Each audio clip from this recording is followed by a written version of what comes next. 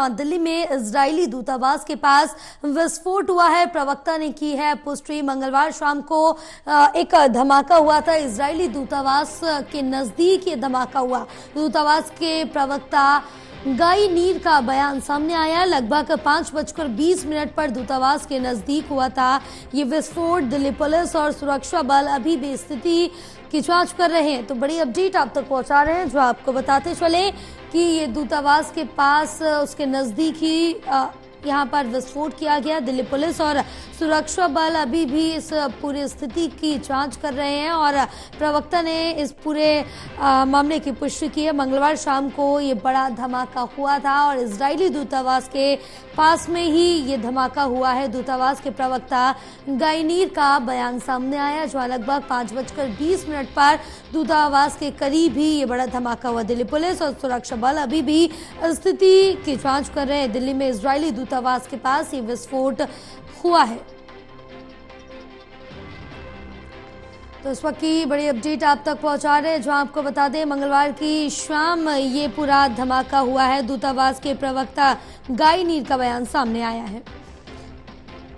हमारे साथ associate editor Pradeep Kumar जुड़े हुए हैं और ज्यादा जानकारी ले लेंगे। प्रदीप, क्या कुछ अपडेट मिल पा रही, क्योंकि बताया जा रहा है दिल्ली स्थित इजरायली दूतावास के पास ये बड़ा धमाका हुआ है। देखिए, दिल्ली में इजरायली दूतावास के पास ये विस्फोट कल शाम हुआ था और इसके बाद आज प्रवक्ता ने इसकी पुष्टि की है। इजरायली दूतावास के नजदीक ये धमाका हुआ और प्रवक्ता जो है इजरायली दूतावास के गाई नीर, उन्होंने कहा है कि हम पुष्टि करते हैं कि करीब 5:20 पर दूतावास के नजदीक एक विस्फोट हुआ था। दिल्ली पुलिस और सुरक्षा बल अभी भी स्थिति की जांच पड़ताल कर रही हैं। हालांकि जो दिल्ली फायर सर्विस के निदेशक है अतुल गर्ग, उनका ये बयान भी आया था कि अभी तक घटनास्थल पर कुछ भी नहीं मिला है। लेकिन इस बीच दिल्ली में दूतावास के पास कथित विस्फोट के बाद इजराइल ने भारत में अपने नागरिकों के लिए एक एडवाइजरी जारी की है। इसमें कहा गया है कि घटना की जांच पड़ताल चल रही है और इस बीच नेशनल सिक्योरिटी काउंसिल ने ये चेतावनी जारी की है कि रेस्तरां, होटल और पब सहित अन्य सार्वजनिक जगहों पर जाने से बचे। ऐसे वक्त जब इजराइल हमास की जंग जारी है, ऐसे में अपने जो अलग अलग जो देश हैं, अन्य देश हैं, उनमें जो नागरिक हैं उनकी सुरक्षा को लेकर विशेष तौर पर एहतियात बरतने को लेकर इजराइल चेतावनी देता रहा है। लेकिन अब इस घटना के बाद दिल्ली में जो दूतावास के नजदीक ये कथित धमाका और उसके बाद उसकी जांच पड़ताल, ये कहीं न कहीं काफी गंभीर मामला हो गया है। लिहाजा चूंकि जो जांच पड़ताल चल रही है, ये जानकारी मिल रही है कि इजरायली दूतावास के पास जो धमाके के बाद जांच पड़ताल हुई है, उसमें दिल्ली पुलिस को सीसीटीवी फुटेज में जो संदिग्ध व्यक्ति नजर आए हैं, अब ये पता लगाने की कोशिश की जा रही है कि दोनों संदिग्ध वहां कैसे पहुंचे हैं। पुलिस को इजरायली दूतावास को लिखा एक धमकी भरा पत्र भी मिला है, इसकी जांच पड़ताल चल रही है। तो मामला काफी संवेदनशील है, जिसकी जांच पड़ताल दिल्ली पुलिस कर रही है। और क्योंकि ये एक दूतावास से जुड़ा मामला है और वो भी इजराइल दूतावास से जुड़ा मामला, लिहाजा इस पर काफी गोपनीयता भी रखी जा रही है। बिल्कुल प्रदीप, क्योंकि जिस तरह से देखिए कि यहाँ पर क्या कुछ अभी अनुमान लगाया जा रहा है, क्या जांच में अभी तक कुछ निकल के सामने आया है?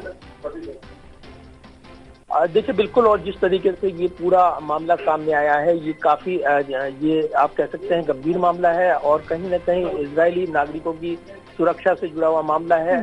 लिहाजा इस धमाके के बाद, कथित धमाके के बाद, अब कथित धमाका हम इसलिए कह रहे हैं क्योंकि इसकी भारतीय सुरक्षा एजेंसियों से पुष्टि होना बाकी है।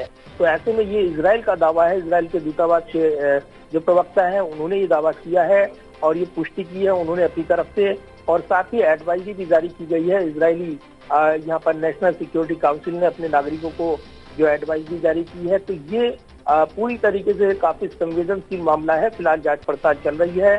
चाणक्यपुरी में ये जो डिप्लोमेटिक इनक्लेव है, जहां इजरायली दूतावास के नजदीक एक धमाका होता है कल करीब 5:15 बजे के आसपास, जिसमें बताया जा रहा है कि इसके बाद घटना की जांच पड़ताल चल रही है और दिल्ली पुलिस को सीसीटीवी फुटेज में 2 संदिग्ध नजर आए हैं। अब ये पता लगाने की कोशिश की जा रही है कि दोनों संदिग्ध वहां कैसे पहुंचे हैं इतने हाई प्रोफाइल इलाके में।